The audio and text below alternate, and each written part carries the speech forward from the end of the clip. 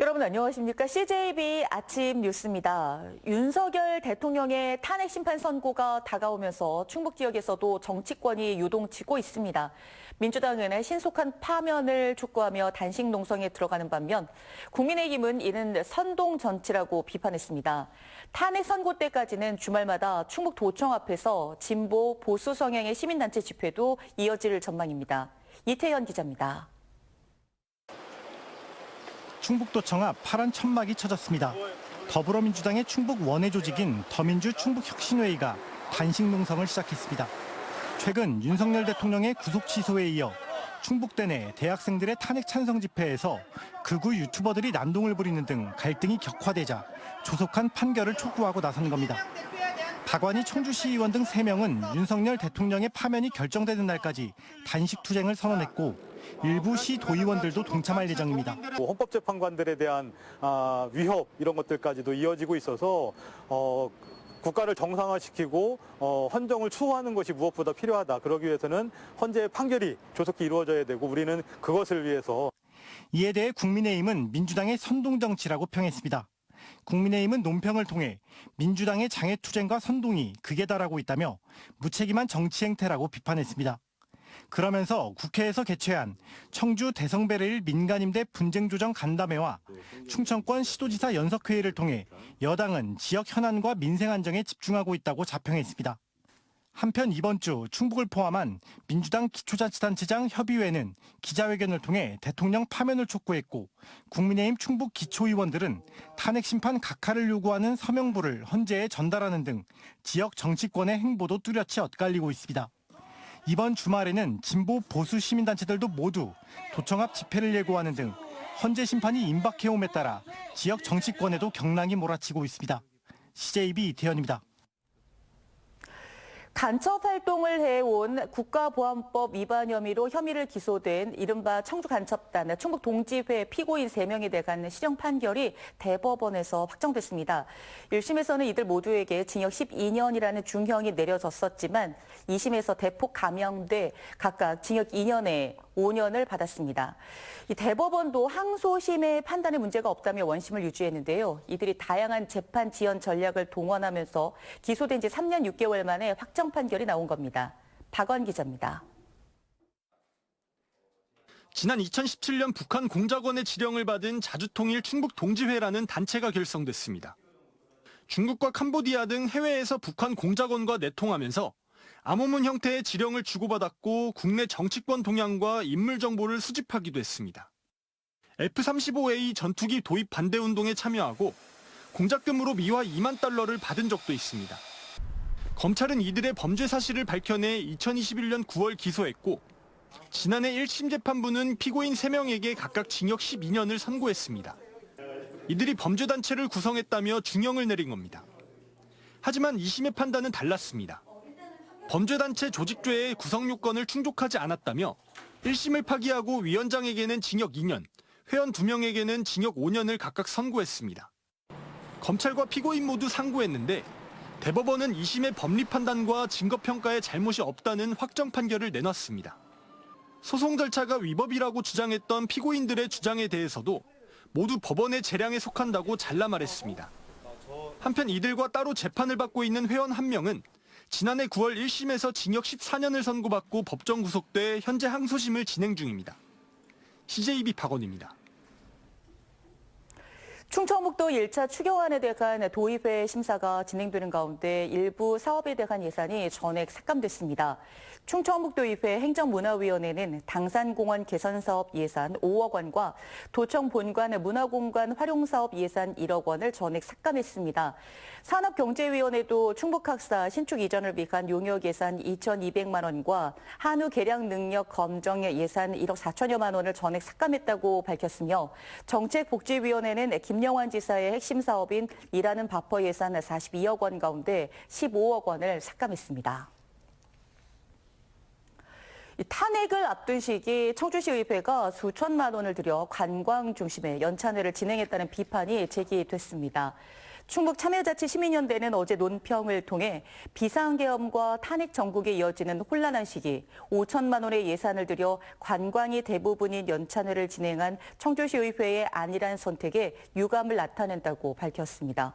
이어 추경을 앞두고 이범석 시장이 연찬회 만찬에 참석한 건 매우 부적절한 일이라고 덧붙였습니다. 지난 5년간 청주페이 누적 발행액은 2조 원 규모로 이제는 지역 경제의 한 축을 담당하고 있습니다.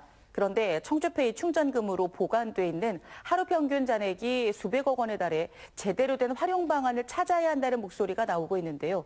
예를 들면 현재 0.1%의 보통 예금에 담겨 있는 잔액을 정기 예금으로만 전환해도 수억 원의 재정적 이득을 볼 수 있다는 주장입니다. 장원석 기자입니다. 지난해 청주페이 발행액은 3천억 원을 넘어섰습니다. 7%의 인센티브를 받기 위해 매달 30만 원을 충전하는 시민들을 흔히 볼 수 있습니다. 그렇다면 개인이 충전한 청주페이는 사용 전 통장 속에서 어떻게 보관되고 운영될까요? 시민들이 충전한 청주페이는 고객 선수금 계좌에 보관돼 있다. 결제하면 가맹점으로 인출되는 구조입니다. 지난해 사용 후 고객 선수금 계좌에 남아있던 청주페이 충전 잔액은 하루 평균 237억 원입니다. 그런데 연 0.1% 보통 예금에 담겨 있어 1년에 3천만 원에도 못 미치는 이자를 받습니다. 이에 대해 청주시의 한 의원은 최소 200억 원의 충전금을 3% 정기 예금에 예치했다면 연 6억 원의 이자 소득을 추가로 올릴 수 있다는 제안을 내놨습니다. 시민의 충전금을 선량한 관리자로서 보관하고 있는데 이렇게 어떻게 보면 좀 방만하게 보관하고 있는 거죠. 추가 수익을 내서 우리 청주페이에 다시 재투자되고 사용될 수 있도록 해야 된다. 청주시는 아직 지역화폐 충전액 운영에 관한 법 규정이 없어 정기예금 가입 가능 여부를 관계부처와 협의하고 있다고 밝혔습니다. 법이나 조례에 자금 운영에 대한 부분이 없기 때문에 그거에 대한 명확한 규정을 받기 위해서 행정안전부에 질의를 한 상황입니다. 지역화폐 사용 확대를 주장해온 소상공인들도 청주페이 충전액의 적극적인 활용을 주문하고 있습니다. 우리 상인들에게는 뭐 수수료 감면이라든지 또 우리 일반 시민들한테는요 사용 금액에 따라서 어떠한 그 인센티브를 더 주는. 한편 전국의 일부 자치단체들은 지역화폐 위탁 운영사들이 시민들의 충전금으로 재투자를 해 부당 이득을 취했다며 반환 청구 소송까지 벌이고 있는 상황입니다. CJB 장원석입니다. 50여 년의 역사를 간직한 충주 중앙어울림시장과 공설시장이 역사의 한 장면으로 남게 됐습니다. 오늘 6월까지 철거를 마무리하고 주차장과 관광거리를 조성한다는 구상입니다. 안정은 기자가 보도합니다. 지난 1969년 충주시 성소동에서 50년 넘게 시민들과 호흡해온 중앙어울림시장입니다. 지난 2023년 정밀 안전진단 결과 구조적 위험이 큰 2등급으로 전면 폐쇄 방침이 내려진 곳입니다. 하지만 한순간에 삶의 터전을 떠나야 했던 입주 상인들에겐 쉬운 일이 아니었습니다. 머리에 띠를 두르며 시장 입구를 사수하고 시의 안전진단 결과를 믿을 수 없다며 사비로 정밀 안전진단을 실시하기도 했습니다. 거센 반발 속 입주 상인들에 대한 보상과 함께 전면 퇴거가 완료된 지 약 8개월. 오는 17일 충주 중앙어울림시장 철거가 본격적으로 시작됩니다.